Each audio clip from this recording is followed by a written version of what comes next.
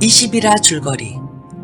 형주 양양 남군을 얻고 기틀을 잡은 유비는 이를 지킬 구원지계를 모색하던 차에 마시 오영제 중 백미인 마량을 얻고 그의 계책을 따라 무릉, 장사, 계양, 영릉 네 고을을 취한다.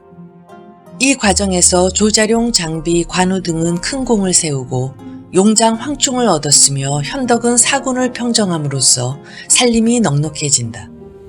한편 송고는 조조군과의 싸움에서 장유에게 태사자를 잃고 슬픔에 빠지고 공자 유기가 세상을 떠나자 노숙이 형주를 돌려달라 요구하는데 제갈량은 지략으로 이를 따돌린다.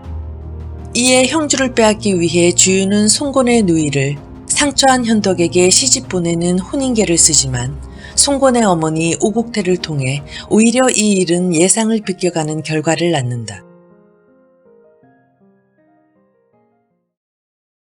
송고는 지극한 효자였다. 어머님이 이렇게 말씀하시는 것을 본 송고는 곧장 어머님의 뜻을 받아들이고 밖으로 나와 여범을 불러 분부했다. 내일 감노사 방장에 연회를 베풀라. 국태께서 유비를 만나볼 것이다. 여범이 말했다. 어찌하여 가와에게 300명의 도부를 거느리고 양쪽 회랑에 매복하고 있으라 명하지 않으십니까? 만약 국대께서 기뻐하지 않으실 때에는 한마디 신호로 양쪽에서 일제히 쏟아져 나와 그를 붙잡아 묶어야 합니다. 송고는 곧 가하를 불러 먼저 분부했다. 미리 먼저 가서 현덕을 잡을 준비를 하고 국태의 거동을 살피도록 하라. 한편 교국로는 오국태를 작별하고 돌아와 사람을 현덕에게 보내서 알려주었다. 내일 오후와 국대께서 직접 만나보고자 하니 마음의 준비를 잘하시오. 현덕은 송곤 조은과 함께 상의했다. 조은이 말했다. 내일 만남에는 나쁜 일은 많고 운수 좋은 일은 적을 것 같습니다. 제가 직접 500명의 군사를 이끌고 보호하겠습니다. 다음 날이다. 오국태와 교국로가 먼저 감노사 방장에 와서 자리를 잡고 앉았다. 송곤은 일반 무사들을 이끌고 뒤따라 모두 도착했다. 송고는 여범에게 역관으로 가서 현덕을 청해오라고 했다. 현덕은 안에 얇은 갑옷을 입고 겉에는 금포를 입고 종인들도 칼을 등에 지고 현덕의 뒤를 바짝 뒤따라서 말을 타고 감노사로 향해 가는데 조은은 완전 군장을 하고 500명의 군사를 이끌고 바짝 그 뒤를 따라갔다. 감노사에 도착하여 그 앞에서 말을 내린 현덕은 먼저 송곤을 만났다.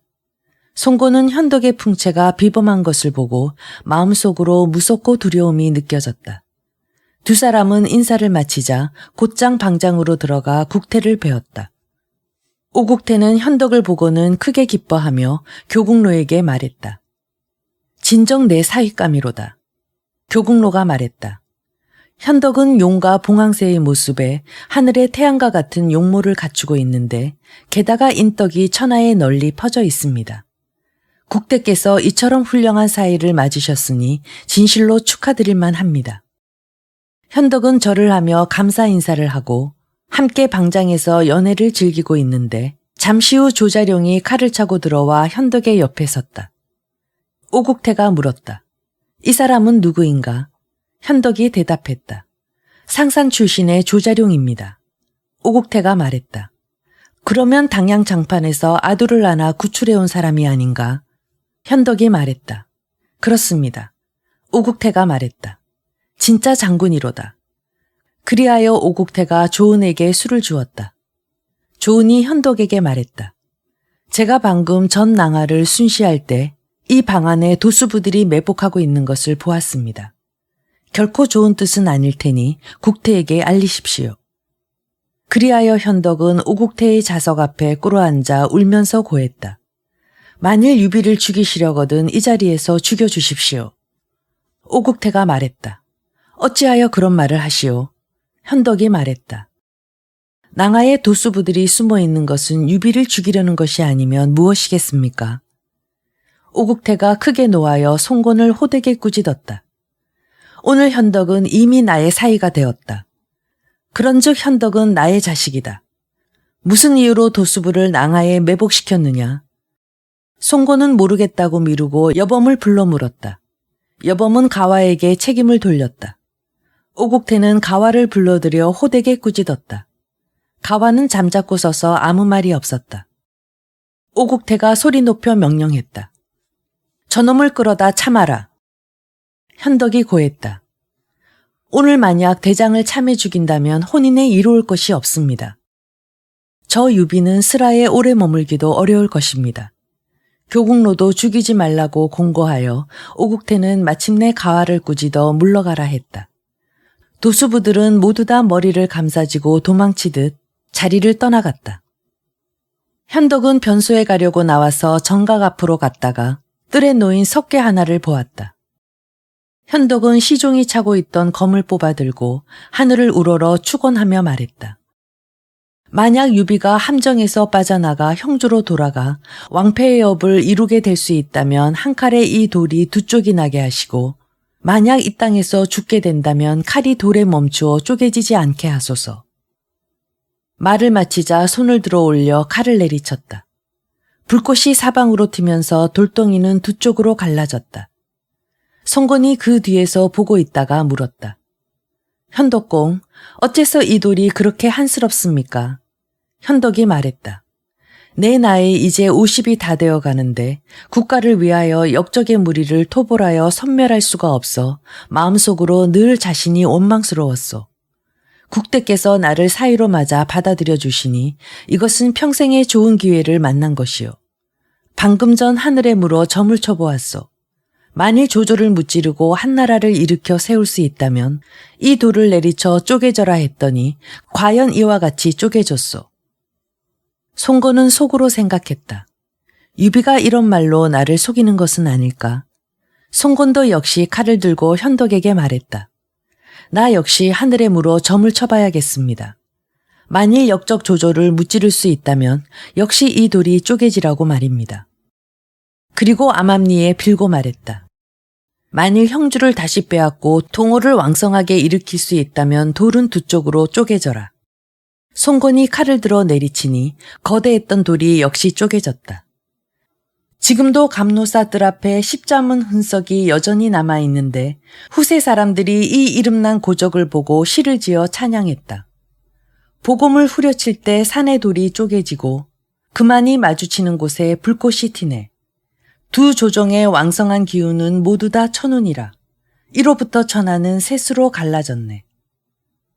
현덕과 송건 두 사람은 칼을 버리고 서로 손을 잡고 이끌면서 자리로 돌아와 착석했다. 또다시 술을 몇 순배 더 마셨다. 송건이 현덕에게 눈짓을 했다. 현덕은 사양하며 말했다. 나는 술을 이길 수 없어 이만 물러가겠습니다. 송건은 감노사 앞으로 나와 전송했다. 두 사람은 나란히 서서 강산의 경치를 바라보았다. 현덕이 말했다. 이곳은 천하제일의 강산이요. 지금도 감노사 비문에는 천하제일 강산이라고 기록되어 있다. 후세 사람이 시를 지어 찬양했다. 강산의 비개고 푸른 산이 펼쳐지니 근심이 없어지는 경지에 즐거움만 많아지네. 옛날에 영웅이 응시하던 곳에 벼랑은 옛날같이 풍파를 맞고 있네. 두 사람이 서서 전망하는 곳에 강바람은 가없이 넓고 넓은 강을 따라 불어왔고 큰 파도는 흰 눈이 구르듯 밀려오고 하얀 파도는 하늘로 솟구쳐 오르는 것 같았다. 갑자기 그 거친 파도 위에 가랑잎 같은 작은 배가 나타나 강물 위를 마치 평지처럼 저어가고 있었다. 현덕이 감탄해서 말했다. 남쪽 사람은 배를 잘 몰고 북쪽 사람은 말을 잘 탄다고 하더니 정말로 그런 것 같소. 송고는 그 말을 듣고 속으로 생각했다. 유비의 이 말은 내가 말을 타지 못한다고 놀리는 것이다. 그래서 좌우에 말을 끌고 오라고 명령했다. 말을 끌고 오자 몸을 날려 말을 타고 쏜살같이 질주하여 산을 내려갔다가 다시 채찍질을 하며 언덕을 올라오니 빙긋 웃으며 현덕에게 말했다. 남쪽 사람은 말을 타지 못한다고 했소. 현덕은 그 말을 듣고 옷자락을 걷어잡고 한 번에 뛰어올라 말등에 뛰어오르더니 나는 듯이 산 아래로 달려 내려갔다가 다시 달려 올라왔다. 두 사람은 산비탈에 말을 세우고 채찍을 휘두르며 큰 소리로 웃음을 터뜨렸다. 지금도 이곳의 이름을 주마파라고 한다. 후세 사람이 시를 지어 말했다. 준말을 타고 질주하는 기계가 뛰어나더니 두 사람 나란히 곱비 잡고 산하를 바라보네. 동호와 서쪽에서 왕패를 이루니 청고의 주마파는 아직도 남아있네. 이날 현덕과 손건 두 사람은 나란히 곱비를 잡고 돌아왔다. 남서의 백성들은 축하하지 않는 사람이 없었다.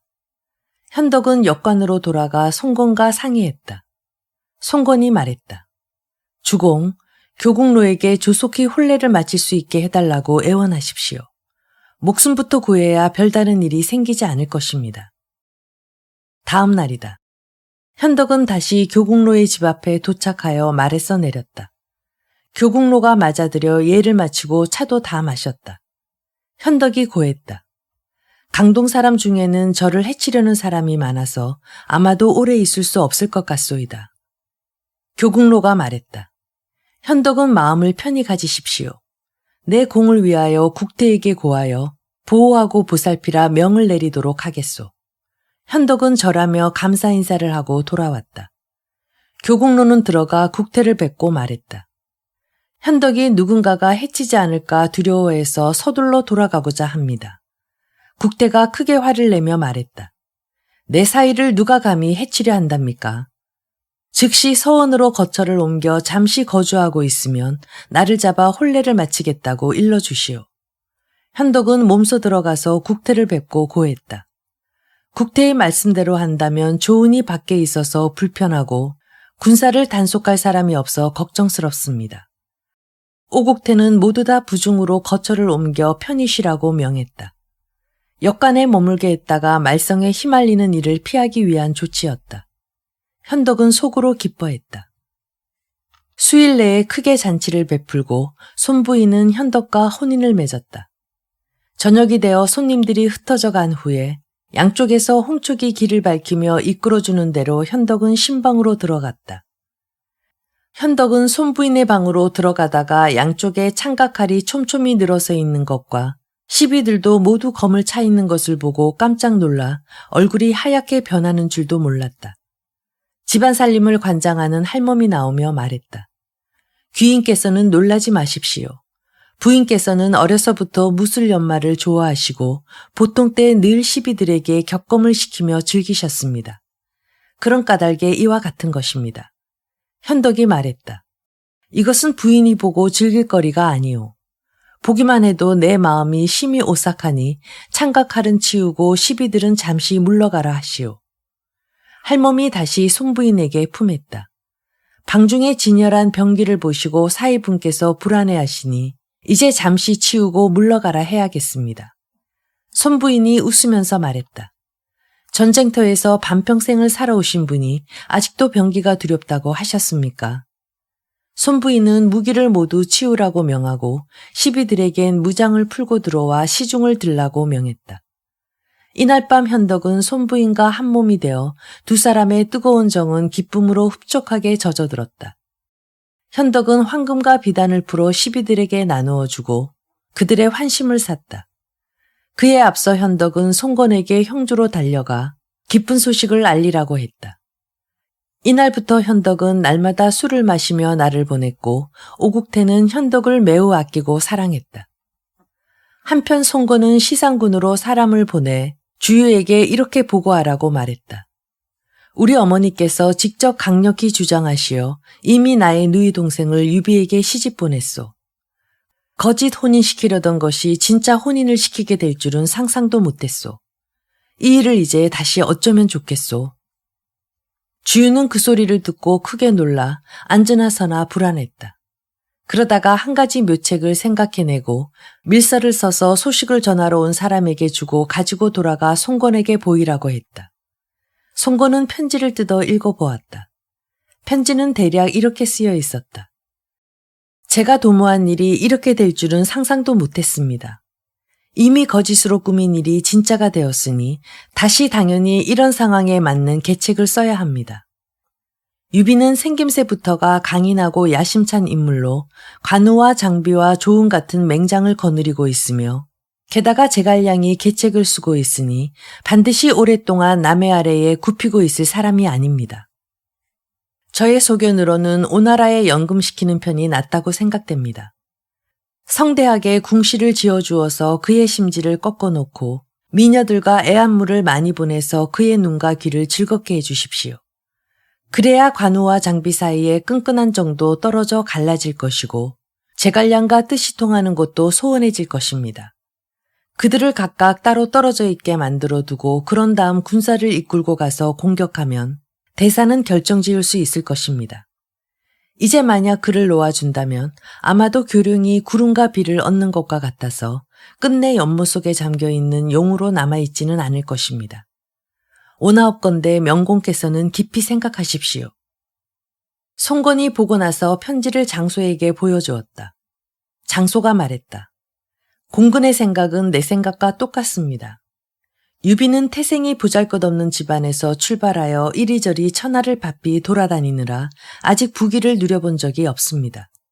이제 마냥 화려하고 큰 대궐 같은 집에서 미녀들과 금백에 휩싸여 그 맛을 누리게 되면 자연스럽게 제갈량 관우 장비 등과도 소원해질 것입니다. 그들 각자가 원망하게 해야 그 다음에 형주를 빼앗을 수 있을 것입니다. 주공께서는 서둘러 공군의 계책대로 행하십시오. 송건은 크게 기뻐하며 그날로 동부를 새로 수리하고 말끔히 정돈하라 하고 뜰에 꽃나무를 많이 싣고 살림살이를 성대하게 장만하여 현덕과 누이 동생을 청해 살게 했다. 또한 춤추고 노래하는 가기 수십 명과 금과 옥, 비단과 애안물을 많이 보내주었다. 오국태는 다만 송건이 호의로 행하는 줄로만 생각하고 매우 기뻐서 어쩔 줄 몰라 했다. 현덕은 과연 가무와 엿색에 빠져 형주로 돌아갈 생각을 전혀 하지 않았다. 한편 조자룡은 500명의 군사와 함께 동부 앞에 머물러 있었지만 하루 종일 할 일이 아무것도 없어서 다만 성 밖으로 나가 활을 쏘고 말을 타는 것이 전부였다.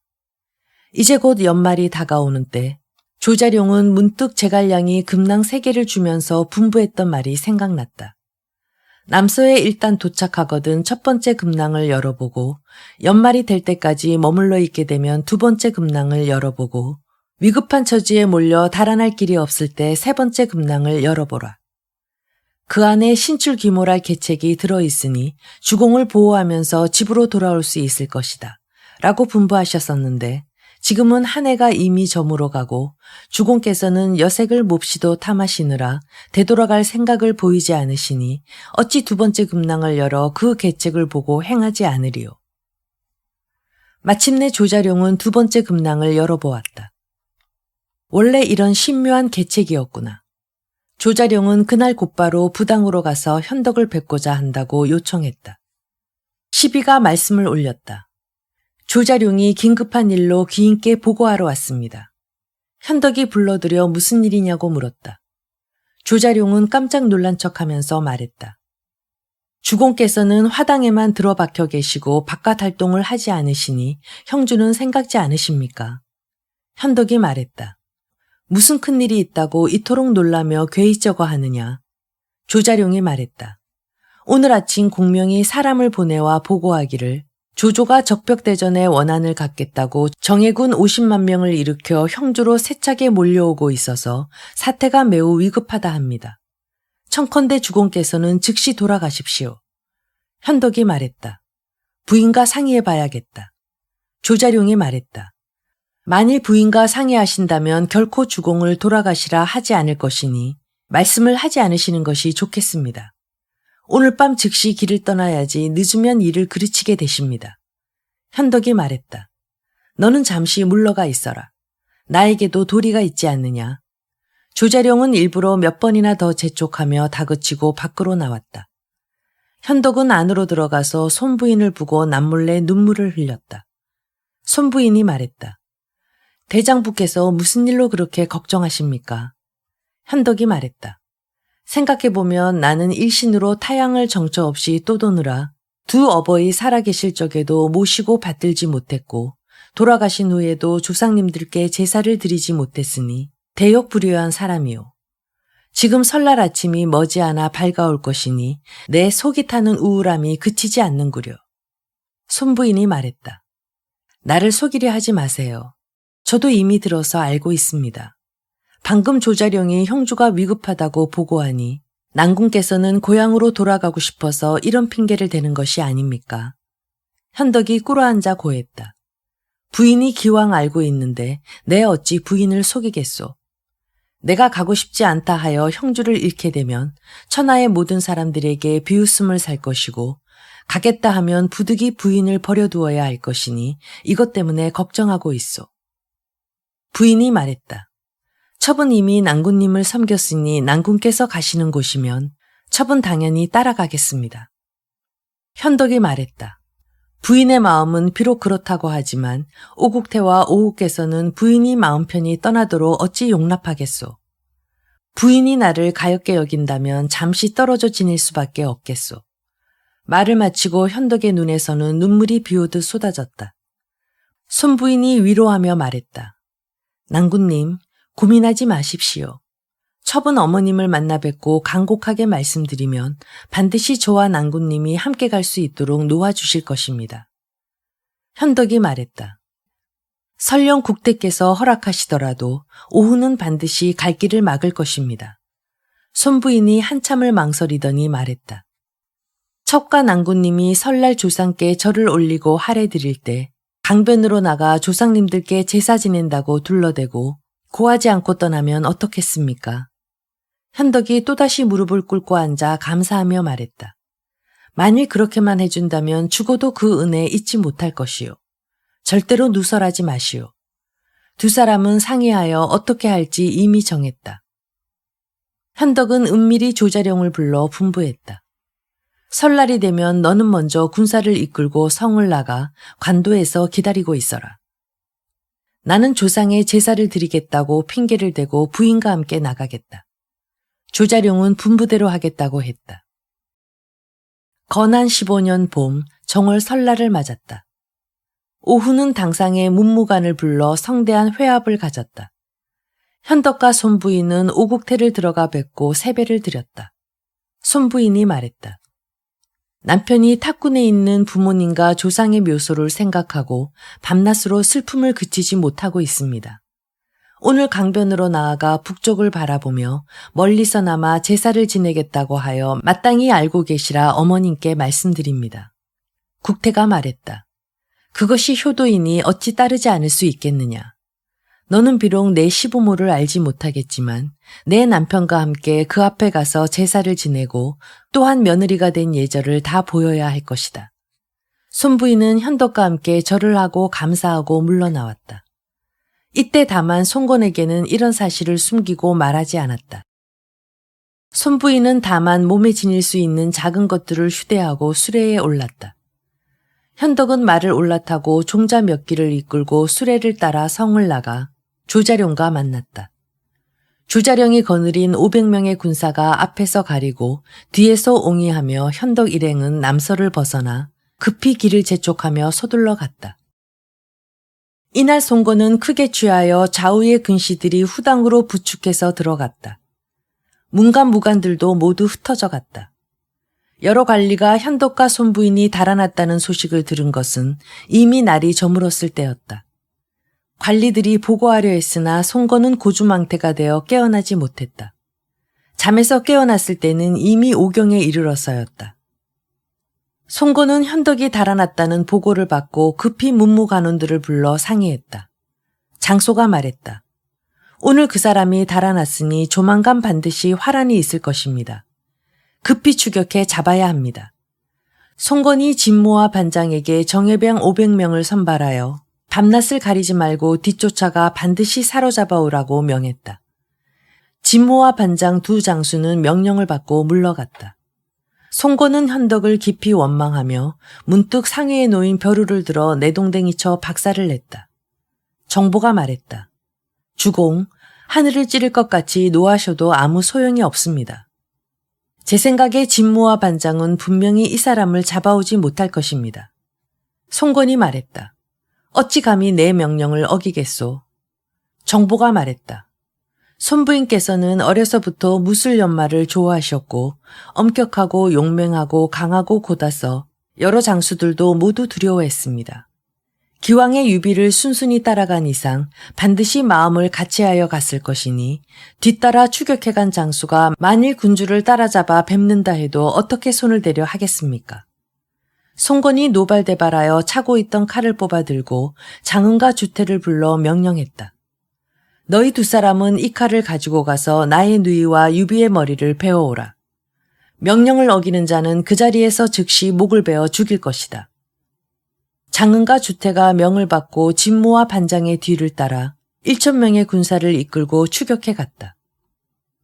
한편 현덕은 고삐를 느슨하게 잡고 채찍질하며 길을 재촉하여 급히 가다가 이날 밤 두 사람은 잠시 4시간쯤 쉬고 황망히 일어나 길을 재촉해 갔다. 현덕 일행이 이제 곧 시상의 경계 가까이 도착할 무렵 멀리 뒤를 바라보니 흙먼지가 크게 피어오르는 것이 보였다. 군사가 보고했다. 군사들이 뒤쫓아오고 있습니다. 현덕이 황급히 조자룡에게 물었다. 추격병이 이미 뒤따라왔으니 어쩌면 좋으냐? 조자룡이 말했다. 주공께서는 먼저 가십시오. 제가 뒤를 맡겠습니다.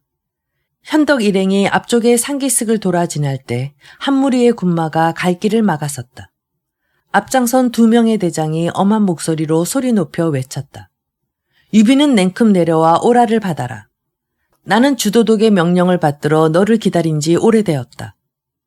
원래 주유는 현덕이 도망쳐 달아날까 두려워하여 먼저 서성과 정봉에게 3,000의 군사를 이끌고 형주로 가는 길목에 가서 영체를 세우고 기다리라 명하고 또한 만일 현덕이 육로를 통해 돌아간다면 반드시 이 길을 지날 것이라 생각하고 감시병을 시켜 늘 높은 곳에 올라 멀리 동태를 감시하라 명했다.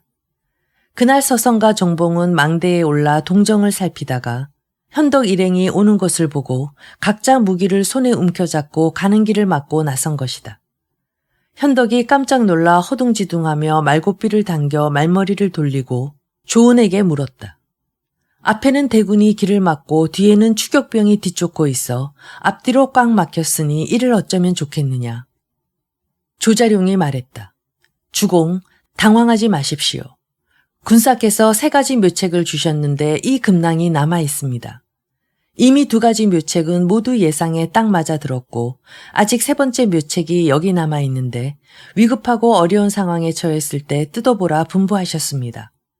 오늘 상황이 매우 위급하게 되었으니 마땅히 뜯어보겠습니다. 조자룡은 즉시 금낭을 열어 계책을 현덕에게 바쳤다. 현덕이 그 계책을 읽고 급히 손부인이 타고 있는 수레 앞으로 가서 울면서 고했다. 내가 그동안 말할 수 없어 마음속에 감춰두었던 말이 있소. 사정이 이 지경에 이르렀으니 모두 사실대로 말해야겠소. 손부인이 말했다. 난군께서는 무슨 말씀이든 사실대로 저에게 말씀해 주십시오. 현덕이 말했다. 지난날 오후가 주유와 함께 모의해서 부인을 유비에게 시집 보내려 한 것은 사실 부인을 위한 계책이 아니라 유비를 잡아가두고 형주를 빼앗으려는 계책일 뿐이었소. 형주를 빼앗으면 반드시 비를 잡아 죽일 계획이었으니 이것은 부인을 믿기로 하여 나를 낚으려 했던 것이요. 내 아무리 해도 목숨을 건질 수 없는 곳으로 두려워하지 않고 찾아올 수 있었던 것은 부인이 남자와 같은 도량을 가지고 반드시 나를 어여삐 여길 것이라는 것을 알았기 때문이요. 지난번 오후가 나를 해치려 한다는 소리를 듣고 일부러 형주가 어렵게 되었다는 핑계를 대고 돌아가려 했었는데 다행히 부인이 나를 버리지 않아 여기까지 함께 오게 된 것이요. 지금 오후는 또다시 군사를 동원하여 뒤쫓고 있고 주유 또한 군사를 시켜 앞길을 막고 있소. 부인이 아니면 이 화를 풀 수가 없소. 만일 부인이 내 청을 허락하지 않는다면 내가 이 수레 앞에서 죽어서 부인의 덕을 갚게 해주시오. 손부인이 노해서 말했다. 나의 오라버님이 이미 나를 친남매로 여기지 않았다면 내가 무슨 면목으로 오라비를 다시 보겠습니까? 오늘의 위기는 내가 당연히 풀겠습니다. 그리하여 종인들에게 수레를 밀라고 소리쳐 곧장 앞으로 나아가더니 수레에 친 발을 걷어올리고 서성과 정봉에게 직접 호통쳤다. 너희 두 사람이 반역을 하려는 것이냐? 서성과 정봉 두 장수가 당황하여 허둥지둥 말에서 내려 무기를 버리고 수레 앞에서 인사를 올리며 말했다. 어찌 감히 반역을 하겠습니까? 주도독의 군령을 받들어 이곳에 군사를 주둔시키고 오로지 유비를 잡으려고 기다리고 있었습니다. 손부인이 크게 화를 내며 말했다. 주유, 이 역적놈. 우리 동호는 일찍이 내 놈을 저버린 적이 없었다. 현덕은 바로 대안의 황숙이시고 나의 남편이시다. 내가 이미 어머님과 오라버니를 만나 말씀드리고 형주로 돌아가는 길인데 지금 너희들이 우리가 가는 상기슭 쪽에서 군사를 이끌고 나와 앞길을 막고 섰으니 우리 부부의 재물이라도 빼앗겠다는 것이냐. 서성과 정봉은 쩔쩔매며 말했다. 부인, 제발 노여움을 푸십시오. 이번 일은 우리들과는 아무 상관이 없는 일입니다. 바로 주도독의 군령으로 온 것입니다. 손부인이 꾸짖었다. 너는 오직 주유만이 두렵고 어찌 나는 두렵지 않다는 것이냐. 주유가 너를 죽일 수 있다면 내 어찌 주유를 죽이지 못하겠느냐. 손부인은 한바탕 주유를 손에 쥔 듯 크게 질책하고 수레를 밀라고 큰소리로 호통을 치고 앞으로 나아갔다. 서성과 정봉은 자연스럽게 생각했다. 우리는 아랫사람인데 어찌 감히 부인을 거스릴 수 있겠는가. 또한 노기에 찬 조자룡을 보자 할 수 없이 군사들에게 호통쳐 멈추게 하고 길을 활짝 열어 지나가도록 놓아주었다. 바로 현덕 일행이 5-6리도 채 가지 못했을 때 뒤에서 진모와 반장이 뒤쫓아왔다. 서성과 정봉은 있었던 일을 모두 자세히 설명했다. 진모와 반장 두 장군이 말했다. 너희가 그들이 지나가도록 놓아준 것은 잘못이다. 우리 두 사람은 오후의 뜻을 받들어 일부러 그를 잡아가려고 뒤쫓아왔다. 이리하여 4명의 장수는 군사를 합쳐 길을 재촉하며 현덕의 뒤를 쫓아갔다. 현덕이 길을 재촉하여 가고 있을 때 갑자기 뒤에서 함성을 지르는 소리가 들렸다. 현덕은 또다시 손부인에게 고했다. 뒤에서 추격병이 또다시 다가오고 있으니 내 어찌하면 좋겠소. 손부인이 말했다. 난군께서는 먼저 가십시오. 제가 자룡과 뒤를 맡겠습니다. 현덕은 먼저 300명의 군사를 이끌고 강기슭을 향해 갔다. 조자룡은 수레 옆에 말을 멈춰 세운 후 군사들을 벌려 세우고 그들이 오기만을 기다렸다. 4명의 장수들이 다가와 손부인을 보자 할 수 없이 말에서 내려 공수를 하고 섰다. 손부인이 말했다. 진모와 반장은 무슨 상관이 있어 여기에 온 것이냐. 두 장수가 대답했다. 주공의 명을 받들어 부인과 현덕을 모시고 돌아가려고 왔습니다. 손부인이 정색을 하며 꾸짖어 말했다. 모두가 너희들 같은 필부들이 우리 오누이 사이가 나빠지도록 이간했기 때문이다. 나는 이미 다른 사람의 아내가 되어 오늘 시집으로 돌아가는 것은 모름지기 어느 누군가와 사통하고 몰래 도망치는 것이 아니고 나는 우리 부부에게 형주로 돌아가라는 어머님의 어질고 은혜로운 뜻을 받들어 가는 것이다. 비록 오라버니가 온다 할지라도 역시 틀림없이 예법에 따라 행동했을 것인데 너희 두 사람은 끌고 온 군사의 위력에 의지하여 나를 죽이기라도 하려는 것이냐. 질책을 받은 4사람은 서로 얼굴만 쳐다볼 뿐 어찌할 바를 몰라 각자 곰곰이 생각했다. 저들은 1만 년이 흘러도 변함없는 오누이다. 게다가 국태께서 생각하시는 대로 처리할 것이니 오후 같은 효자가 어찌 감히 어머님의 말씀을 거역하겠는가. 혹시 내일이라도 얼굴을 확 바꾸고 나온다면 단지 우리들의 잘못으로 성가신 일이 될 것이니 한번 호의를 베푸는 것이 나을 것이다. 군중에는 또한 현덕은 보이지 않고 다만 조자룡이 두 눈을 부라리며 싸우기만을 기다리고 있어서 이런 이유로 4 장수는 예예하면서 물러났다. 손부인은 즉시 수레를 밀라 하여 떠나갔다. 서성이 말했다. 우리 4사람이 함께 주도독을 찾아가 뵙고 이번 일을 말씀드립시다. 4사람은 망설이다 결정짓지 못했다.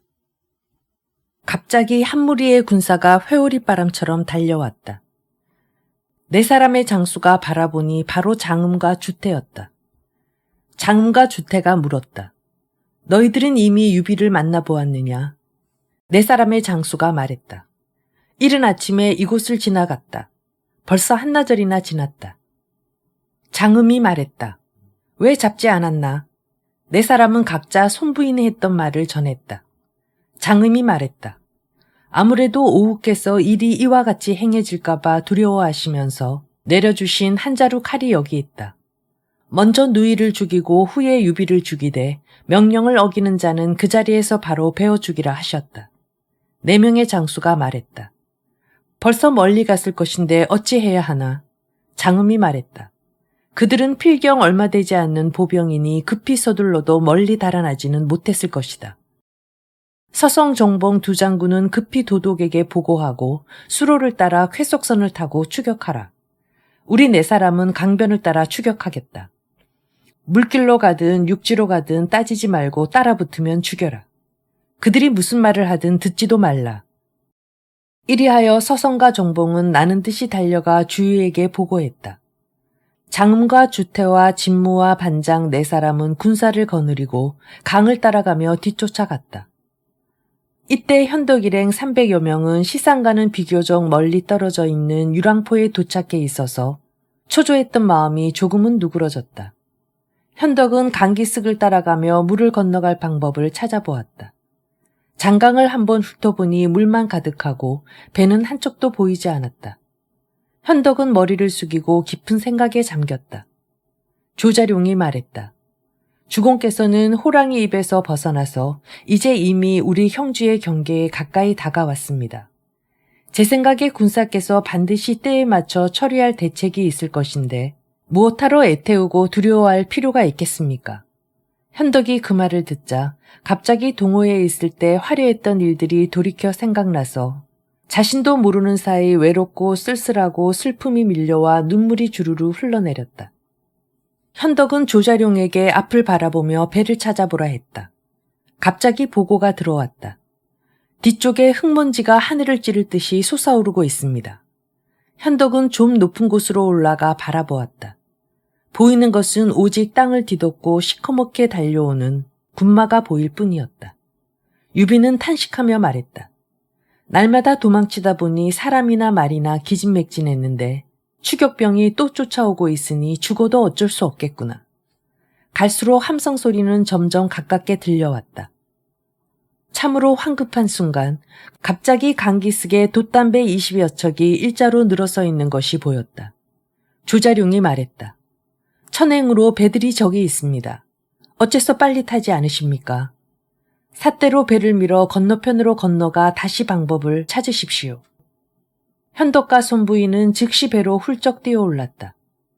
자룡이 이끄는 500명의 군사들도 역시 모두 다 배에 올랐다. 다만 선창 안에서 윤곤도복 차림의 한 사람이 보이더니 크게 웃으면서 걸어 나오며 말했다. 주공, 우선 돌아오셔서 기쁩니다. 제갈량이 여기서 오랫동안 기다렸습니다. 배 안에 승객으로 가장한 사람들은 모두 형주의 수군들이었다. 현덕은 매우 기뻤다. 이윽고 4명의 장수가 뒤쫓아왔다. 제갈량이 웃으면서 강기슭에 서 있는 사람들을 가리키며 말했다. 나는 이미 이렇게 될 것이라 여긴 지 오래되었다. 너희들은 돌아가 주랑에게 전하여 알리되 다시는 미인계 같은 수법은 쓰지 말라고 하여라. 강 기슭에서 쏜 화살이 어지럽게 날아왔다. 기슭을 떠난 배는 이미 멀리 미끄러져 갔다. 장음을 비롯한 4명의 장수는 할 수 없이 멍하니 바라볼 수밖에 없었다. 현덕이 제갈량과 형주를 향해 한참 가고 있을 때 벼랑간 강에서 소리가 크게 진동했다. 고개를 돌려 바라보니 수없이 많은 전선들이 뒤쫓아오는 것이 보였다. 최고 지휘관의 깃발 아래 주유가 직접 수전에 익숙한 군사들을 거느리고 왼쪽에는 황계, 오른쪽에는 한당이 말을 날아갈 듯한 기세로 다가오는데 빠르기는 마치 유성과 같았다. 얼마 있지 않으면 따라잡힐 것 같았다. 제갈량은 배를 북쪽 강변으로 대라고 명했다. 배가 닿자 모두 배를 버리고 강기슭으로 올라가 군마를 타고 길을 따라 달아났다. 주유도 강변으로 뒤쫓아와 역시 모두 강기슭으로 올라와 추격을 계속했다. 대소수군은 모두 다 뛰어가며 추격했고 다만 장수들만 말을 타고 갔는데 주유가 앞장서서 황계, 한당, 서성, 정봉을 거느리고 현덕의 뒤를 바짝 뒤따랐다. 주유가 말했다. 이곳은 어디냐? 군사가 대답했다. 저 앞이 황주 경계머리입니다. 멀리 바라보니 현덕의 군마가 멀어 보이지 않았다. 주유는 있는 힘을 다해 추격하라 명했다. 주유가 한창 현덕을 뒤쫓고 있을 때 북소리가 둥둥둥 울리더니 산골짜기 침침한 곳에서 한 무리의 칼잡이들이 한꺼번에 몰려 나왔다. 선두에 선 대장은 바로 관운장이었다. 주유는 어떻게 해야 할지 갈팡질팡하다가 급히 말을 돌려 달아났다. 간우가 그 뒤를 쫓아갔다. 주유는 걸음아 날살리라는 듯이 말을 놓아 달렸다. 한창 달아나고 있을 때 왼쪽에서 황충이, 오른쪽에서 위원의 부대가 돌격해왔다. 오나라 군대는 크게 패했다. 주유가 서둘러 배에 올라탔을 때 강기슭에 있던 군사들이 일제히 큰 소리로 외쳤다. 천하를 안정시키겠다는 주유의 묘책은 부인을 잃고 군사까지 잃었도다. 주유가 화를 내며 말했다. 다시 강기슭으로 올라가 생사를 걸고 승부를 겨뤄야겠다. 황계와 한당이 극력저지했다. 주유가 무엇인가 혼자 생각하고 말했다. 나의 계책은 성공하지 못했으니 내 무슨 면목으로 돌아가서 오후를 뵙겠는가. 큰 소리로 한번 부르짖더니 금창이 찢어져 피가 솟아나면서 그대로 배 위에 넘어졌다. 여러 장수들이 급히 구했지만 이미 정신을 잃고 의식이 없었다. 황계의 무리는 그를 급히 구하여 선장 안에 누이고 즉시 배를 내었다. 공명은 구태여 그 뒤를 쫓지 않고 현덕과 함께 형주로 돌아와 승전과 귀환을 축하하며 여러 장수들에게 상을 주었다. 주유는 시상으로 돌아가고 장음등 일행은 남서로 돌아가 송건에게 이 사실을 보고했다. 송건은 끓어오르는 분노를 이기지 못하고 정보에게 벼슬을 내려 도독으로 삼아 군사를 일으켜 형주를 빼앗으려 했다. 주유가 또한 편지를 올려 군사를 일으켜 원한을 쉽게 해달라고 청했다. 장소가 간했다. 아니 됩니다. 조조는 밤낮 적벽에서의 원한을 갚으려 벼르고 있습니다. 우리와 유비가 동맹을 맺어 손을 잡고 있는 것이 두려워 감히 군사를 일으키지 못하고 있는 것입니다. 이제 주공께서 만일 일시의 분함 때문에 같은 편끼리 서로 삼키려 한다면 조조는 반드시 그 틈을 노리고 쳐들어올 것이니 나라의 형편이 위태로워질 것입니다. 고응이 말했다. 허도의 염탐꾼이 어찌 이곳에 없겠습니까? 만일 우리와 유비가 사이가 좋지 않다는 것을 알게 되면 조조는 반드시 사람을 보내 유비와 결탁할 것입니다. 유비가 동호를 두려워하면 반드시 조조에게 투항할 것이니 만일 이렇게 되면 강동은 언제 안정되겠습니까? 제 생각에는 허도로 사람을 보내서 유비를 형주목으로 삼도록 천작게 표를 올리는 것이 낫습니다. 조조가 그 사실을 안다면 두려워서라도 감히 동남으로 군대를 더하여 보내지 못할 것이고 또한 유비에겐 주공께 원한을 갖지 않게 될 것입니다. 그런 다음 신복을 시켜 반관계를 써서 조조와 유비가 서로 싸우게 하고 우리가 그 틈을 노려 공격하면 곧 얻을 수 있을 것입니다. 고응의 말이 참으로 옳은 말이긴 하지만 누구를 사신으로 보내야 하겠소? 고응이 말했다. 이곳에 한 사람이 있는데 조조가 경모하는 사람입니다. 사신을 삼아 보내도 충분히 능력을 발휘할 수 있을 것이옵니다. 송건이 물었다. 그가 누구요? 고응이 말했다. 화엄이 여기 있는데 어찌 그를 보내려 하지 않으십니까? 송건은 크게 기뻐하며 즉시 화엄에게 표를 써주고 허도로 파견했다. 화엄은 명을 받들고 길을 떠나 곧장 허도에 당도하여 조조를 뵈려고 찾아갔다. 화엄은 조조가 업군에서 많은 신하들과 모여 동작대 왕공을 축하하고 포상을 내리고 있다는 소식을 듣고 업군으로 가서 조조를 뵙기를 기다렸다. 제40장 주랑귀천. 조조는 적벽에서 대패한 이후 늘 원수를 갚을 생각을 하고 있었다. 다만 송건과 유비가 힘을 합하지 않을까 두려워 이것 때문에 감히 섣불리 진격하지 못하고 있었다. 때는 건한 15년 봄, 동작대를 짓는 공사가 완성되었다. 조조는 이에 문무관을 모두 업군으로 불러 모아 경축하는 연회를 열었다. 그 동작대는 바로 장하가에 있었는데 가운데 것을 동작대, 왼쪽에 있는 탑 한 동을 옥룡대, 오른쪽에 있는 탑 한 동을 군봉대라 불렀고 각 높이가 10길이나 되었다. 그 위에는 2개의 구름다리가 설치되어 있어서 서로 연결되어 있었으며 1000개나 되는 문과 10,000개에 이르는 호가 금빛과 푸른빛으로 눈부시게 빛났다. 이날 조조는 머리에 보석을 받은 금관을 쓰고 녹색 비단 도포를 입고 옥띠를 두르고 붉은 신발을 신고 높은 곳에 올라앉았으며 문무관들이 대아래에 시립하고 있었다. 조조는 무관들의 활쏘기 시합을 보고 싶었다.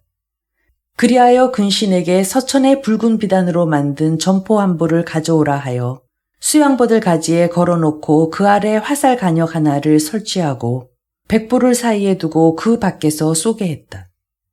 조씨 종족은 모두 붉은색 옷을 입고 그 밖의 장사들은 모두 녹색 옷을 입었다. 각자 모두 훌륭한 활과 긴 화살을 두르고 안장위에 걸터 앉아 말을 멈춰 세운 채 명령이 떨어지기만을 기다리고 있었다. 조조가 명령을 전달했다. 화살 관역에 홍심을 쏘아 맞추는 사람에게 즉시 금포를 내려주겠다. 그러나 만일 쏘아 맞추지 못하면 벌로 물 한 잔 마셔야 한다. 조조의 호령이 막 떨어지자마자 홍포를 입은 편에서 한 소년 장군이 날쌔게 말을 몰고 달려나왔다. 모두가 그를 바라보았다. 바로 조휴였다. 조휴는 나는 듯이 말을 몰아 3번이나 왔다 갔다 하더니 화살을 먹여 힘이 닿는 데까지 힘껏 잡아당겨 한 발을 쏘았다. 화살은 홍심에 가서 정확하게 명중했다. 징소리 북소리가 일제히 요란하게 울리는 가운데 여러 사람들이 모두 환호하며 갈채를 보냈다. 조조가 대위에서 멀리 바라보고 크게 기뻐하며 말했다. 저놈은 우리 집 잘난 자재로구나. 조조가 막 금포를 가져다가 조유에게 주라고 사람에게 명하려 했다.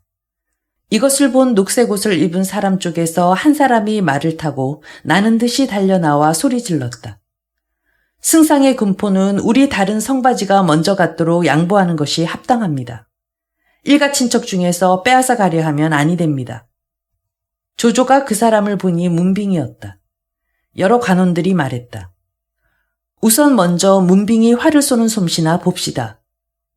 문빙이 활을 집어들고 말을 놓아 달리면서 쏜 단 한 발에 역시 홍심을 쏘아 맞췄다.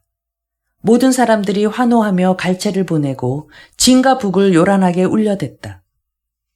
문빙이 큰 소리로 불렀다. 냉큼 금포를 가져와라. 이것을 보고 있던 홍포 쪽에서 또 한 장수가 나는 듯이 달려나와 언성을 높여 소리 지르면서 말했다. 조유가 먼저 쏴서 맞췄는데 너는 어째서 빼앗으려 다투느냐.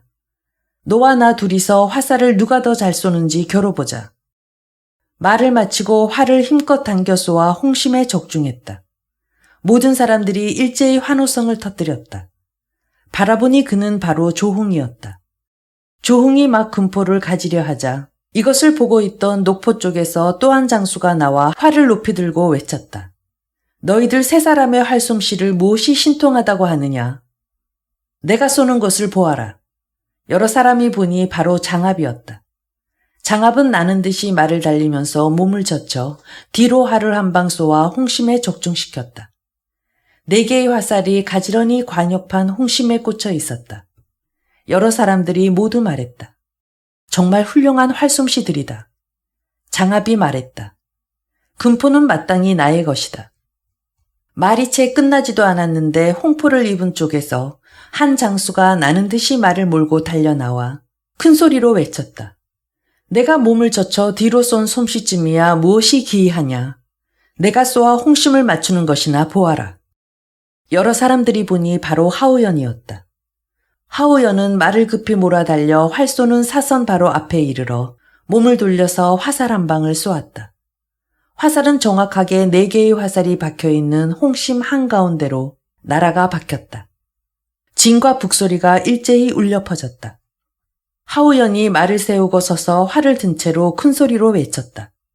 이만한 활솜씨면 금포를 빼앗을만 합니까?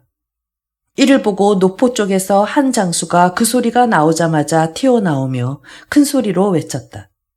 잠시 금포는 놓아두었다가 나 서왕에게 주시오. 하우연이 말했다. 너는 무슨 활솜씨가 있다고 나의 금포를 빼앗겠다는 것이냐? 서왕이 말했다. 내가 홍심을 쏘아 맞힌 것쯤은 기이한 솜씨라 할 수 없다. 내가 간단히 금포를 가지는 것이나 보아라. 서왕은 활을 잡고 화살을 먹여 멀리 보이는 버드나무 가지를 향해 쏘았다. 날아간 화살은 운이 좋게도 버드나무 가지를 맞춰 부러뜨리면서 금포를 땅에 떨어뜨렸다. 서왕은 나는 듯이 달려가 금포를 집어입고 말을 달려 동작대 앞으로 가서 인사말을 했다. 승상, 금포 고맙습니다. 조조와 여러 간원들은 칭찬하며 부러워하지 않는 사람이 없었다. 서왕이 말머리를 돌려 돌아가려 할 때 뜻밖의 동작대 옆에서 녹포를 입은 장군 하나가 불쑥 튀어나오며 큰 소리로 외쳤다. 너는 지금 금포를 입고 어디로 가느냐? 일찌감치 벗어서 나에게 내놓아라. 여러 사람이 바라보니 바로 허저였다. 서왕이 말했다. 금포는 내가 이미 입었거늘 내가 어찌 감히 강탈하려 하느냐. 허저는 대답은 하지도 않고 오히려 나는 듯이 말을 몰아 금포를 빼앗으려 달려들었다. 두 말이 가까워지자 서왕은 활을 잡고 허저를 쳤다. 허저는 한 손으로 활을 막아잡고 서왕을 안장에서 떨어지도록 확 잡아당겼다. 서왕이 급히 활을 놓고 몸을 젖히면서 말에서 뛰어내렸다. 허저도 역시 말에서 내려 두 사람은 서로 꽉 붙잡고 서로 치고받으며 싸웠다. 조조는 급히 사람을 시켜 싸움을 뜯어말리게 했다.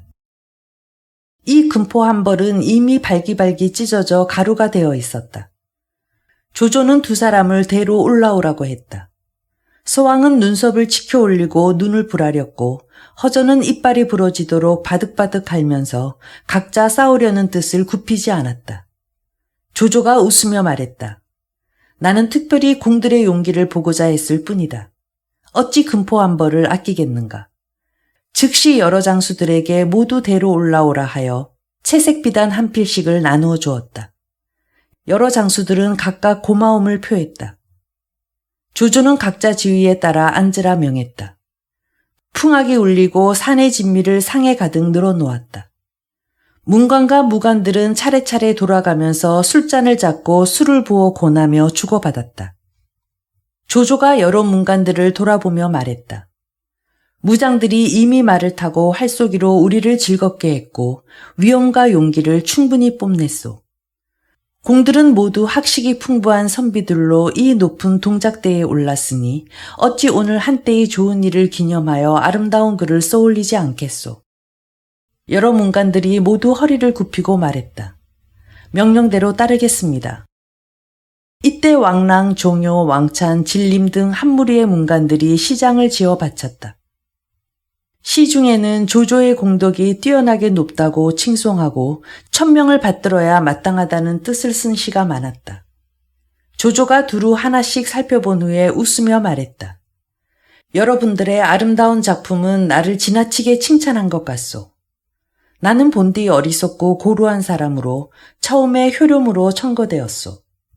그 후 천하가 크게 어지러운 때를 맞아 초연 동쪽 50리에 정사를 짓고 봄 여름엔 글을 읽고 가을 겨울엔 사냥을 하며 천하가 태평해지기를 기다렸다가 그때 벼슬길로 나서려 했는데 뜻밖의 조정에서 나를 점군교위로 징집하였기에 마침내 나의 뜻을 받고 오로지 국가를 위하여 역적을 토벌하고 공을 세우고 죽겠다고 마음먹었고 내 죽은 후에 무덤 앞에 한나라 고 정서장군 조후의 묘라고 쓰여질 수 있다면 평생의 소원으로 족하다고 생각했소. 생각해보면 동탁을 토벌한 것을 시작으로 황건적을 섬멸한 이래 원수를 제거하고 여포를 무찔렀으며 원소를 섬멸하고 유표를 항복시켜 마침내 천하를 평정했소. 그리하여 몸은 재상이 되었으니 신하로서의 부귀는 이미 극에 다다랐는데 또 무엇을 더 바라겠소. 만일 이 나라에 나 한 사람이 없다면 정말 몇 사람이 황제라 칭하고 몇 사람이 왕이라 칭하고 나섰을지 모르오. 혹자는 나에게 권력이 가중되고 편중되었다고 보고 헛되이 서로들 미루어 추측하고는 내가 다른 마음을 품고 있지 않은지 의심하지만 이는 크게 잘못된 생각이오. 나는 항상 공자께서 문왕의 지극한 덕을 칭송하시던 일을 생각하오. 그 말씀들이 마음속에 잊히지 않고 남아있소. 그러나 내가 맡고 있는 군사와 군신들을 버리고 봉함을 받은 무평우의 직책으로 돌아가는 것은 실로 할 수가 없는 일이오. 한번 병권을 놓았을 때 진실로 걱정되는 것은 내가 다른 사람들에게 해를 입게 될 것이고 내가 패배할 경우 나라가 위태로워질 것이라는 것이요. 이런 까닭에 헛된 명성을 바라지 않고 실질적인 화를 대처하려는 것이요. 제공들 중에는 나의 뜻을 알고 있는 사람이 분명히 하나도 없을 것이요. 여러 문관들이 모두 일어나 절을 하며 말했다. 비록 이윤과 주공이라도 승상에는 미치지 못할 것입니다. 조조는 잇따라 여러 잔을 마시면서 크게 취하는 줄도 몰랐다. 좌우를 불러 붓과 벼루를 가져오라 했다. 자신도 동작대시를 짓고자 함이었다. 조조가 막 글을 쓰려 종이에 붓을 대려는 순간 갑자기 보고가 들어왔다. 동호가 화음을 시켜 문서를 올려 아래었는데 유비는 형주목이 되었고 송고는 누이 동생을 유비에게 시집 보냈으며 한수 연안의 구개군은 태반이 이미 유비에게 예속되었다고 합니다. 조조가 그 소리를 듣고 심란에 당황하고 허둥대며 붓을 땅에 내던졌다. 정욱이 말했다. 승상께서는 망군 속에서 화살과 돌을 빗발치듯 주고받으며 공격할 때에도 일찍이 마음이 동요된 적이 없으셨는데 이제 유비가 형주를 얻었다는 말을 들으시고 어째서 그렇게 깜짝 놀라신 것입니까? 조조가 말했다. 유비는 사람 중에 용이요. 살아생전 지금까지는 물을 만난 적이 없지만 이제 형주를 얻은 것은 공공했던 용이 큰 바다로 들어간 것과 같으니 내가 어찌 당황하지 않겠소. 정욱이 말했다. 승상께서는 화음이 온 이유를 아십니까? 조조가 말했다. 모르겠소. 정욱이 말했다. 송고는 원래 유비를 미워하기 때문에 군사를 일으켜 처부수고 싶어합니다. 그러나 승상께서 그런 허점을 노리고 공격해올까 두려워 화음을 사자로 보내서 유비를 표천하는 것입니다. 유비의 마음을 안정시키고 승상의 소망을 막으려는 것뿐입니다. 조조는 머리를 끄덕이며 말했다. 내 말이 옳다. 정욱이 말했다. 제게 한 가지 계책이 있습니다. 송공과 유비가 서로 물어뜯게 만들어 승상께서 그들이 서로 싸우는 틈을 이용하여 쳐들어가시면 한꺼번에 두 적을 모두 쳐부술 수 있을 것입니다. 조조가 크게 기뻐하며 즉시 그 계책을 물었다. 정욱이 말했다. 동호가 믿고 의지하는 사람은 주유입니다. 승상께서 이제 천자께 아래어 주유를 남군 태수로 정보를 강하 태수로 삼으십시오. 화음은 조정에 남겨 중용하시면 주유는 반드시 유비와 원수가 될 것입니다. 우리는 그들이 서로 싸우는 틈을 타고 쳐들어가면 또한 좋지 않겠습니까? 조조가 말했다. 정욱의 말이 내 생각과 딱 들어맞소. 조조는 즉시 화음을 불러 대에 올라오라 하여 상을 푸짐하게 내려주었다. 이날 연회가 끝나자 조조는 즉시 문무간원들을 이끌고 허창으로 돌아와 천자께 아래어 주유를 통영 남군 태수로 삼고 정보를 강하 태수로 삼고 화음을 대리시경에 봉하여 허도에 남아있도록 했다. 사자가 동호에 도착하자 주유와 정보는 각각 그 직책을 받았다. 주유는 이윽고 남군 태수가 되어 통솔하게 되자 점점 더 원수 갚을 생각을 하고 오후에게 편지를 올려 노숙을 현덕에게 보내 형주를 반환받아 오라고 명하라 애걸했다. 송건이 이에 노숙에게 말했다. 그대는 지난날 유비에게 형주를 빌려주겠다고 보증을 했었소. 그러나 유비는 지금까지 시간을 질질 끌면서 돌려주지 않고 있는데 언제까지 기다려야 하겠소? 노숙이 말했다. 문서에 서천을 얻으면 즉시 돌려주겠다고 명백히 쓰여 있습니다. 송건이 큰 소리로 꾸짖으며 말했다. 오직 서천을 취한 후에 돌려주겠다고 말만 해놓고 지금까지 계속해서 군사를 움직이지 않고 있으니 내가 늙어 죽기만을 기다릴 수는 없소. 노숙이 말했다. 제가 다시 가서 말해보겠습니다. 노숙은 배를 타고 형주로 떠나갔다. 한편 현덕은 제갈량과 함께 형주에서 굴량과 말을 먹일 사료를 널리 거둬들이고 군마의 훈련을 거듭하고 있었다. 가까운 곳뿐만 아니라 먼 곳까지 많은 사람들이 기순해왔다. 갑자기 노숙이 왔다는 보고가 들어왔다. 현덕이 제갈량에게 물었다. 자경이 이번에 온 것은 무슨 뜻이오? 제갈량이 말했다. 지난번 송건이 주공을 형주목으로 삼아달라고 표를 올렸습니다. 이것은 송건이 조조를 두려워했기 때문에 세운 계책이었습니다. 그런데 조조가 주유를 남군태수로 봉했기 때문에 이것은 우리 양가가 서로 물어뜯게 만들어 그들이 중간에서 말을 꾸미기 좋게 하려는 것입니다. 지금 노숙이 이곳에 찾아온 것은 바로 주유가 이미 태수의 직책을 받았기 때문에 주공의 뜻을 더듬어 형주를 돌려달라고 요구하러 온 것입니다. 현덕이 말했다. 어떻게 대답해야 하겠소? 제갈량이 말했다. 만일 노숙이 형주 반환에 대한 일을 제기하거든 주공께서는 즉시 목놓아 큰 소리로 통곡하십시오. 통곡하는 소리가 비통함으로 절박해지면 제가 나와서 달래겠습니다. 계책을 모아 이미 결정하고 현덕은 노숙을 부로 영접해드렸다. 서로 인사를 마치자 현덕은 자리에 앉으라고 했다. 노숙이 말했다. 이제 황숙께서는 동호의 사이가 되셨으니 황숙은 바로 노숙의 주인이십니다. 어찌 감히 앉을 수 있겠습니까? 현덕이 웃으며 말했다. 자경은 나와 오랜 사귄 벗인데 구태여 지나치게 사양할 것이 있는가? 이에 노숙이 자리에 가앉아 차를 마시고 나서 말했다. 이번에 오후의 명을 받들고 오로지 형주 문제 하나 때문에 왔습니다. 황숙께서 형주를 빌려 거주하신 지 이미 오래되었습니다만 아직 돌려받지 못하고 있습니다.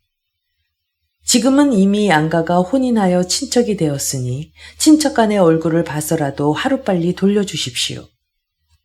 현덕이 그 말을 듣고 얼굴을 가리고 크게 울었다. 노숙이 깜짝 놀라 말했다. 황숙, 무슨 까닭에 이러십니까? 현덕의 울음소리는 그치지 않았다. 제갈량이 병풍 뒤에서 나오며 말했다. 나는 한참 동안 듣고 있었소. 자경은 우리 주인께서 우시는 까닭을 아십니까? 노숙이 말했다. 나는 정말로 모르겠소. 제갈량이 말했다. 그 뜻을 살펴보기 어려울 것이 무엇이 있겠습니까? 애초에 우리 주인께서 형주를 빌리실 때 서천을 얻으면 즉시 돌려드리겠다고 약속하셨소. 그러나 곰곰이 생각건대 서천의 유장은 우리 주인의 아우로 모두 다 같은 한왕조의 혈육이니 만일 군사를 일으켜 이끌고 가서 그의 성을 빼앗는다면 아마도 남들로부터 모질게 욕을 먹을 것이고 만일 빼앗지 않는다면 형주를 돌려주고 어디에 가서 몸을 편안히 지내겠소. 그렇다고 돌려주지 않는다면 존귀한 처남의 체면 또한 좋아 보이지 않을 것이니 일이 실로 이러지도 저러지도 못하게 되었소. 이 때문에 눈물이 쏟아지고 마음이 아프신 것이요. 제갈량이 말을 마치자 진심으로 감동을 받은 현덕이 정말로 가슴을 치고 발을 동동 구르며 목 놓아 큰 소리로 통곡했다. 노숙이 곤고했다. 황수, 우선 괴로운 마음을 가라앉히시고 공명과 천천히 신중하게 의논하십시오. 제갈량이 말했다. 자경만 번거롭게 되었소. 돌아가 오후를 뵙거든 말 한마디 하는 수고로움도 아끼지 말고 바라건대 이런 괴로운 심정을 오후에게 간절하게 말씀드려서 다시 어느 정도 시간을 주시도록 해주시오. 노숙이 말했다. 만일 오후께서 따르지 않으신다면 어떻게 하시겠습니까? 제갈량이 말했다. 오후께서 이미 친누이 동생을 황숙께 시집 보내셨는데 어찌 따르지 않으시겠습니까? 바라건대 자경은 돌아가셔서 좋은 말로 사레어 주시오. 노숙, 이 사람은 너그럽고 어진 장자였다. 현덕이 이렇게 애통하는 것을 보고 할 수 없이 응낙하는 수밖에 없었다. 제갈량은 노숙에게 감사하다는 인사를 하고 주연을 마친 후에 배를 타는 곳까지 가서 노숙을 전송했다. 노숙은 곧장 시상으로 갔다. 주유를 만나 현덕을 만났던 일에 대하여 자세히 설명했다. 주유가 발을 동동 구르면서 말했다. 자경은 또 제갈량의 꿰매에 넘어갔소. 애초에 유비는 유표에게 의탁하고 있을 때에도 늘 주워 삼키려는 뜻을 갖고 있었는데 하물며 서천 유장의 땅을 삼키려 하겠습니까? 이와 같은 핑계로 미루면서 우리를 속이려 한다면 누가 노형에게 미치는 것을 피할 수 없을 것이오. 나에게 한 가지 계책이 있소. 제갈량도 나의 계책에 걸려들어 빠져나가지 못하게 할 것이오. 자경은 즉시 한 번 더 다녀오시오. 노숙이 말했다. 묘책이 무엇인지 듣고 싶습니다. 주유가 말했다. 자경은 오후를 찾아가 뵐 필요도 없소.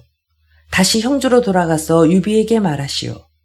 손씨와 유씨 양가는 이미 혼인을 하였으니 말할 것도 없이 한 집안이오. 만일 유씨가 차마 서천을 빼앗으러 갈 수 없다면 우리 동호가 군사를 거느리고 가서 빼앗겠소. 서천을 빼앗았을 때 서천 땅을 혼수품 삼아 드릴 것이니 즉시 형주를 동호에게 반환하라 하시오. 노숙이 말했다. 서천은 까마득히 먼 곳이라서 빼앗기 쉽지 않을 것이오. 도독의 이 계책은 혹시 할 수 없는 계책이 아닙니까? 주유가 웃으면서 말했다. 자경은 진정한 장자요. 그대는 내가 정말로 서천까지 가서 빼앗아 그에게 줄 것이라 생각하고 말하는 것이요. 나는 다만 이런 말로 명분을 삼을 뿐 실은 형주를 빼앗으러 가려는 것이고 또한 그들에게 대비하지 않도록 하려는 것이요. 동호의 군마가 서천을 빼앗으려면 형주를 거쳐가야 할 것이요.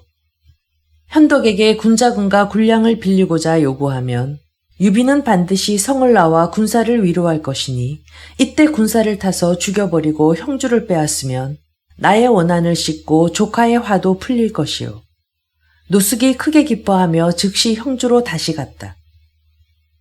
현덕은 제갈량과 상의했다. 제갈량이 말했다. 노숙은 틀림없이 오후에게 가서 뵙지 않았을 것입니다. 다만 시상으로 가서 주유와 무슨 꿍꿍이 계책을 세워가지고 우리를 기만하러 왔을 뿐입니다. 다만 그가 하는 말에 주공께서는 다만 제가 머리를 끄덕이거든 즉시 긍정적으로 두말 없이 모두 승낙하십시오.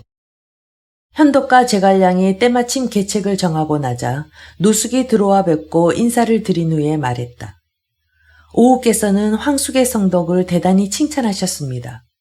그리하여 여러 장수들과 상의하시어 군사를 일으키되 황숙을 대신해서 서천을 빼앗기로 하셨습니다.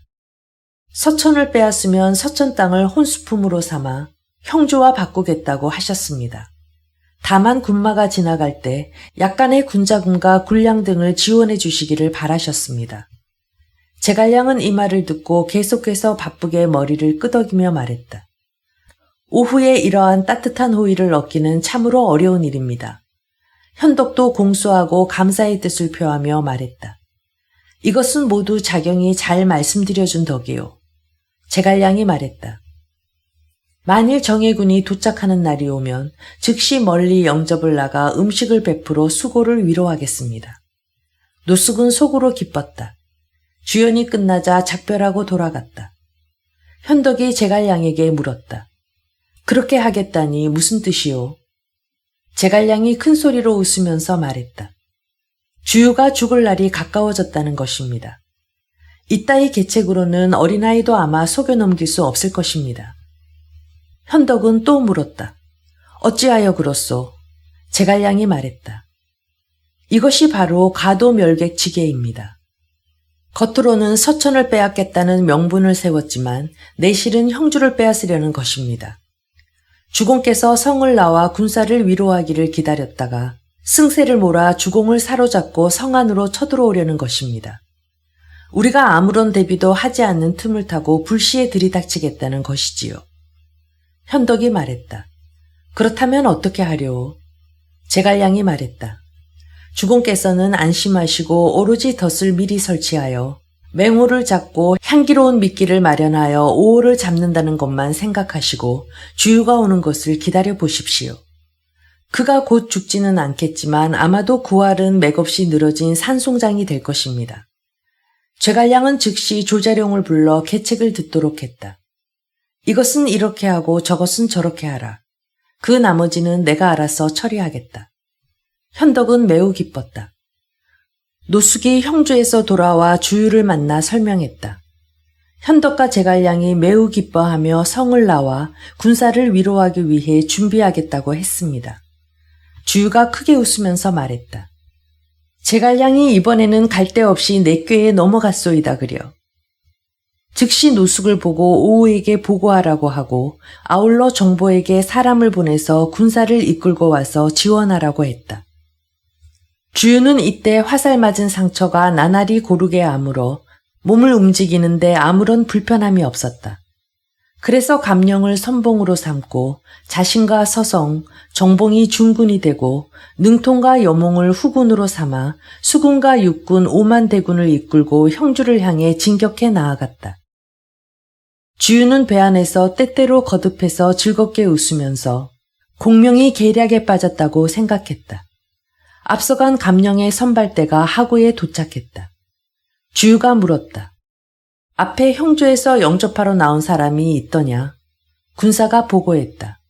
유황숙이 미축을 보내왔습니다. 도독을 만나 뵈려 합니다. 주유의 부름에 미축이 달려오자 주유가 물었다. 군사를 위로한다는 것은 어찌 되었소? 주공께서 모두 준비하여 배치 완료하셨습니다. 주유가 말했다. 황숙은 어디 계시오? 미축이 말했다. 형주 성문 밖에서 도독께 술을 따라 올리려고 기다리고 계십니다. 주유가 말했다. 지금 당신네 집안일 때문에 군사를 거느리고 멀리 원정을 가는 길이니 군사를 위로하는 예절을 가볍게 해서는 아니 될 것이오. 미축은 주유의 말을 받아 먼저 돌아왔다. 주유의 전선들이 빽빽하게 강 위에 차례로 늘어서서 순서에 따라 질서정연하게 전진했다. 이제 곧 공안에 다다를 것인데 군선은 한 척도 보이지 않았다. 뿐만 아니라 단 한 사람도 멀리 영접 나온 사람이 없었다. 주유는 배를 재촉하여 빠르게 전진했다. 형주에서 시별이 떨어진 곳까지 왔는데도 강물 위에는 고요히 정적이 흐르고 물결만 출렁일 뿐이었다. 척후병이 돌아와서 보고했다. 형주성 위에는 2폭의 백기가 꽂혀 있을 뿐 사람의 그림자는 하나도 보이지 않았습니다. 주유는 마음속으로 의심이 들어 배를 언덕 아래 대라 했다. 몸소 물가 언덕 위로 올라가 말을 타고 감령, 서성, 정봉 등 한 무리의 군관을 대동하고 직속 정예군 3,000명을 이끌고 곧장 형주를 향해 달려갔다. 형주성 아래에 이르렀는데도 사람이 움직이는 낌새는 보이지 않았다. 주유는 말굽비를 당겨 말을 멈춰 세우고 군사들에게 성문을 열라고 외치게 했다. 성 위에서 물었다. 너는 누구냐? 동호의 군사가 답했다. 동호의 주도독께서 친히 여기까지 오셨다. 이 말이 채 끝나기도 전에 갑자기 딱딱이 소리가 한 번 울리더니 성 위에 있던 군사들이 일제히 창각하를 일으켜 세우며 벌떡 일어났다. 정로 위에서 조자룡이 나와서 말했다. 도독이 도대체 무엇하러 여기까지 오셨소? 주유가 말했다. 나는 너의 주인을 대신하여 서천을 빼앗으러 가는 길인데 너는 어찌 아직까지 그것을 모르고 있느냐? 조자룡이 말했다. 공명군사께서 이미 도독의 가도멸객지계를 아셨기 때문에 조자룡을 여기에 머물게 하신 것이요. 우리 주공께서 하신 말씀이 있어. 나와 유장은 모두 한왕실의 종친인데 어찌 차마 의리를 배반하고 서천을 빼앗겠는가. 만일 너희들 동호가 정말로 서천을 빼앗겠다면 나는 머리를 풀어 헤치고 산으로 들어가 천하의 신의를 잃지 않겠다고 하셨소. 주유는 이 말을 듣고 말머리를 돌려 즉시 돌아가려 했다. 그때 군사 하나가 영자 깃발을 세워들고 말 앞에 와서 보고했다. 내 방향에서 군마가 일제히 세차게 몰려들고 있는 것을 탐지했습니다. 관우는 강릉으로부터 쳐들어오고 장비는 제기로부터 쳐들어오고 황충은 공안으로부터 쳐들어오고 위연은 이릉소로로 쳐들어오고 있는데 군마가 얼마나 되는지 알 수 없습니다. 함성 소리가 먼 곳에서 가까운 곳까지 벼결이에 진동하고 있는데 모두가 외치기를 주유를 잡아라 하는 소리뿐입니다. 주유는 마리에서 외마디 소리를 지르더니 화살 맞은 상처가 다시 터지면서 말밑으로 떨어졌다.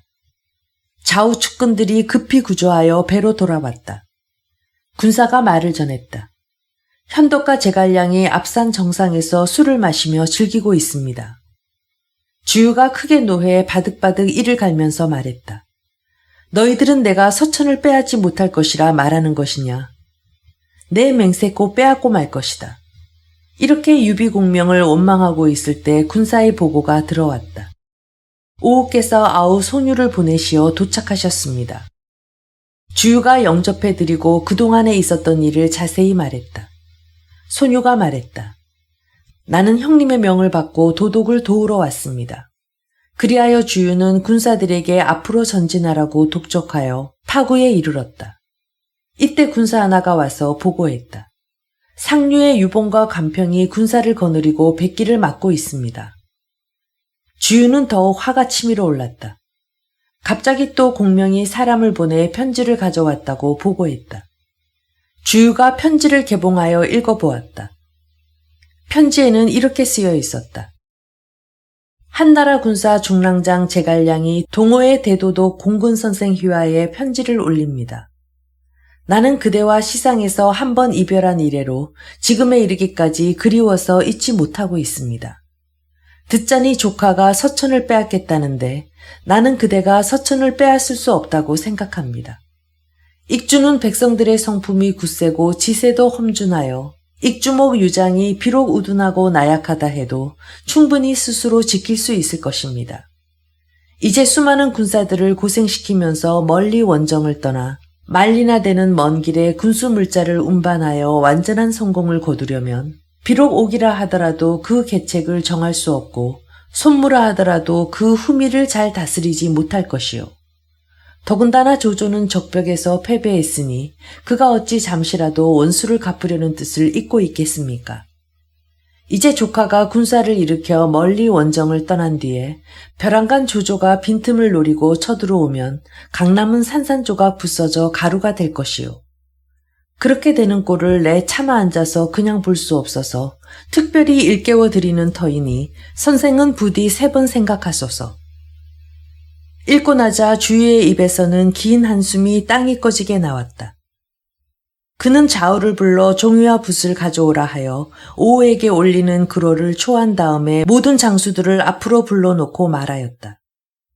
내가 충성을 다하여 나라의 은혜에 보답하고 싶지 않아서가 아니라 이미 1000명이 다했으니 어쩌겠느냐. 너희들은 오후를 잘 섬겨서 함께 대업을 이루라. 말을 마치자 정신이 아찔하여 까무라쳤다. 한참 후 서서히 다시 깨어나 하늘을 우러러보며 길게 탄식하고 말했다.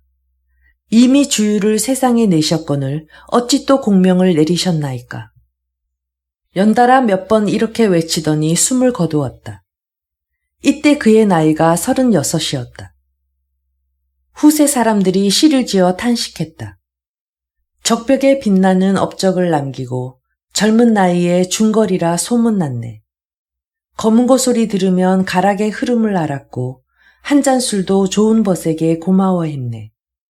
일찍이 군량 3000곡을 요청했고 언제나 10만 병사를 몰고 다녔네. 파고 마지막 숨을 거둔 자리에 고인을 추모하려니 마음이 아파오네. 주유의 주검을 파구에 안치해 놓고 여러 장수들은 써놓은 유서를 봉해 사람을 보내서 급히 송건에게 보고했다. 송건은 주유가 죽었다는 소식을 듣고 목 놓아 큰 소리로 울었다. 봉투를 열어 유서를 보니 바로 노숙을 자기 대신으로 추천하는 것이었다. 유서의 내용은 대략 이러했다. 저는 아주 평범한 재주밖에 없는 사람인데도 특별한 대우를 받는 은혜를 입혀주시고 복심을 맡겨주시어 군사를 통솔하게 해주셨으니 어찌 감히 고갱의 힘을 다하여 은혜를 갚고자 도모하지 않겠습니까? 그러나 생사는 예측할 수 없고 사람의 수명이 길고 짧은 것은 하늘이 정한 것이니 어찌하겠습니까? 어리석은 뜻을 펴지도 못하고 보잘것없이 천한 이 몸이 벌써 죽으려 하니 여한이 얼마나 극진하겠습니까? 지금 조조는 북쪽에서 노리고 있고 전장은 조용할 날이 없는데 유비가 우리 땅에 몸을 붙이고 지내고 있으니 호랑이를 키우는 것과 다름이 없어서 천하의 일은 아직 알 수 없으니 이때가 바로 조종의 벼슬을 한 신하들이 국사에 골몰하며 날이 저문 뒤에야 식사를 해야 할 때이고 지종께서도 나란 일에 생각을 쏟아야 할 때입니다. 노숙은 충성스럽고 절개가 굳은 사람으로 일을 하면은 소홀히 하지 않으니 제가 맡은 소임을 대신 할 수 있을 것입니다. 사람이 막 죽으려 할 때 그 하는 말이 착하다고 했으니 만일 제 뜻을 거울 삼아 전하도록 받아주신다면 저는 죽어도 그 뜻은 썩어 없어지지 않을 것입니다. 송건이 유언장을 읽고 나서 다시 통곡하였다. 공군은 나를 보좌할 중신이 될 만한 인재였는데 이제 갑자기 명이 짧아 죽었으니 나는 이제 누구에게 의지하겠소. 기왕 글을 남겨 특별히 자경을 청구했으니 내 어찌 따르지 않을 수 있으리요.